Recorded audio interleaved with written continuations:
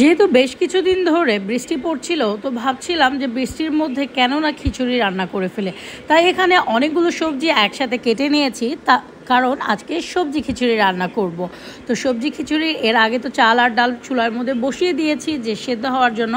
যখন চাল আর ডালটা মোটামুটি সেদ্ধ হয়ে আসছে, তখন আমি দিয়ে দিয়েছি এক এক করে সবজি। এখানে 2 হাত 2 রকমের, দেখে হয়তো অবাক লাগছে 2 হাত 2 রকমের কেন। হ্যাঁ, কারণ এখানে 2টা মানুষ, এই জন্য 2 হাত 2 রকমের। তো যাই হোক, মূল কথায় চলে আসি। এখানে এক এক করে সবগুলো সবজি দিয়ে দেওয়ার পরে ভালো মতন চাল ডাল সবজিগুলোকে মিক্সড করে নিচ্ছিলাম। এরপরে এক এক করে সবগুলো উপকরণ দিয়ে দেবো। এখানে হলুদের গুঁড়ো দিয়ে নিয়েছি, এরপরে দিয়ে নেব একটু মরিচের গুঁড়ো। বেশি পরিমাণের মরিচের গুঁড়ো দেওয়া যাবে না, কারণ এখানে বাড়ির বড়রা ছোটরা বাচ্চারা সবাই খাবে, তো এটাকে বুঝে শুনেই এই রান্নাটা করতে হবে। তো এখানে অলমোস্ট মানে কি বলে, সবজিগুলো সেদ্ধ হওয়ার জন্য অপেক্ষা চলছে, আর এক এক করে মশলাও দেওয়া চলছে। জিরার গুঁড়ো, ধনের গুঁড়ো, এগুলো সবগুলো উপকরণ দিয়ে নিয়েছি এবং সবজিগুলো মোটামুটি সিদ্ধ হওয়ার অপেক্ষা। এরপরে টমেটো ভর্তা করব, এই জন্য বেশ কিছু টমেটো নিয়ে নিয়েছি সিদ্ধ করার জন্য। খিচুড়ির সাথে সবসময় যে কোনো ভর্তা কিন্তু অনেক অনেক বেশি ভালো লাগে। তো এই জন্য আমি ভাবলাম বেশ কিছু ভর্তাও করে নেব। এদিকে কিন্তু আবার খিচুড়িগুলো হয়ে যাচ্ছে, তো খিচুড়ি আরেকটা হবে। আর এখানে আমার 2 ছেলে রেডি হয়ে যাচ্ছে, নামাজে যাবে। যেহেতু আজকে শুক্রবার, ওদের নামাজে যাবার একটা মানে প্রিপারেশন চলতে থাকে, তো ওরা এখানে নিজেরাই রেডি হচ্ছে, নিজেরাই চুল আছড়িয়ে নিচ্ছে। রান্নার পাশাপাশি ওদেরও একটু ভিডিও করে নিয়েছি, কারণ হচ্ছে গিয়ে ওরা মানে দুজনেই রেডি হয়েছে, দুজনে দুষ্টুমি করছে। তো ওদেরকেও একটু দেখতে আসলাম, যে আমি যেহেতু রান্না করছি ওদেরকে আর খেয়াল করতে পারিনি। তো যেহেতু নামাজে যাবে, নামাজে যেতে যেতে দেরি হয়ে যাবে, তাই ওরা ঠিক মতন প্রপারলি রেডি হচ্ছে কিনা এটা দেখে আবার রান্নাঘরে চলে আসলাম। এদিকে এসে দেখি টমেটোগুলো এখনও সিদ্ধ হয়নি। তারপরে ভাবলাম যে কি করব, দেখি একটু ধরে দেখি সিদ্ধ হয়েছে কিনা। তারপরে ভাবলাম এক একটা করে উল্টে দিই, যদি উল্টে দিয়ে এপিট আর ওপিট করে হয়তো বা তাহলে তাড়াতাড়ি সিদ্ধ হয়ে যাবে।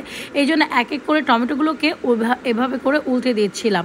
কিন্তু এই পিঠটা খুব একটা বেশি পরিমাণে পোড়া হয়নি, কারণ টমেটোগুলো যত বেশি পুড়বে বা লালচে হবে তত বেশি খেতে স্বাদ লাগবে। এই জন্য ভাবলাম আরেকটু ভালো মতন সেদ্ধ হোক, তারপরে চলে গেলাম খিচুড়ির পাশে। খিচুড়ি তো আর এত সহজে সিদ্ধ হবে না, এই জন্য একটু ভাবলাম ডাল ঘুটনি দিয়ে একটু ঘুটে নেই, তাহলে হয়তো ভালো মতন সবজিগুলোও মিক্সড হয়ে যাবে এবং খিচুড়িটাও ভালো মতন নরম হয়ে যাবে। কারণ এই খিচুড়িটাকে কেউ পাতলা খিচুড়ি বলে, কেউ ল্যাটকা খিচুড়ি বলে।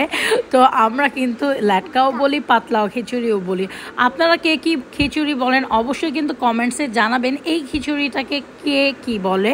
তো এইদিকে পাতলা খিচুড়ি বা ল্যাটকা খিচুড়িকে তো আমি ভালো মতন ঘুটে নিচ্ছিলাম, কারণ ভালো মতন না ঘুটলে কিন্তু এটা ভালো মতন মিক্সড হবে না। এরপরে কিন্তু কাঁচামরিচ দিয়ে নিয়েছি। আর এদিকে খিচুড়িকে দেখতে দেখতে দেখলাম টমেটোগুলো মোটামুটি সেদ্ধ হয়ে আসছিল এবং ভালো মতনই পোড়া পোড়া হচ্ছিল, দেখতেও বেশ একদম ভাল লাগছিল, কারণ টমেটোর কালারটা খুবই অসাধারণ লাগছিল। আর এই টমেটোগুলো দেখা যায় ফ্রোজেন করে রেখে দিলে অনেক দিন খাওয়া যায়। তো আমি এখানে টমেটোগুলোকে যেহেতু ফ্রোজেন করে রেখে দিয়েছি, এবার কিন্তু টমেটোগুলো একদম পারফেক্ট সেদ্ধ হয়ে গিয়েছে এবং চামচ দিয়ে নাড়া মাত্রই সবগুলো ভেঙে গিয়েছে।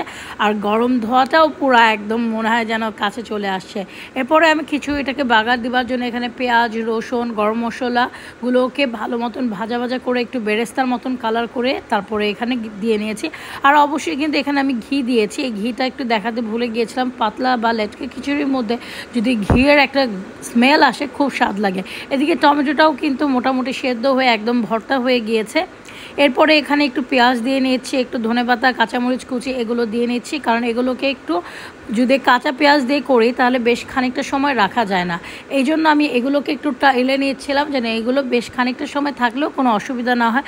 আর অবশ্যই ধনেপাতা দিয়েছি। এরপরে খিচুড়িটা যখন মোটামুটি সিদ্ধ হয়ে গিয়েছে, এর উপরেও আমি একটু ধনেপাতা দিয়েছি। দেখতে কত সুন্দর লাগছে এবং খেতেও এত বেশি মজা হয়েছিল। যেহেতু আমরা যে কোনো ভিডিও বানাই, যখন আমরা ভিডিওটা বানাই তখন কিন্তু আমরা জিনিসটা কি করি, আমরা পরে আপলোড দিই। তাই আমরা কিভাবে বুঝলাম, কারণ আমরা খেয়েই ভিডিওটা বানিয়েছি, তাই বুঝলাম যে অনেক বেশি স্বাদ হয়েছিল। আর এদিকেও মানে পেঁয়াজ ধনেপাতার কালারের সঙ্গে টমেটো যখন মিশানো হয়েছে, দেখতে কত কালারফুল লাগছিল।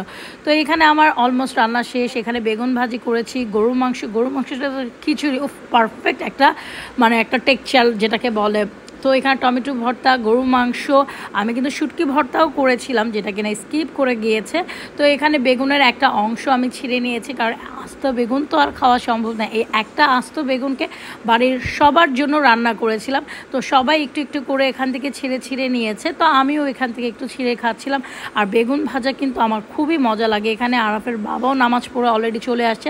আর এই যে শুটকি ভর্তা, খিচুড়ি, কত ধরনের আইটেম আজকে করেছিলাম শুধুমাত্র বাড়ির পরিবারের জন্য এমন রান্না করতে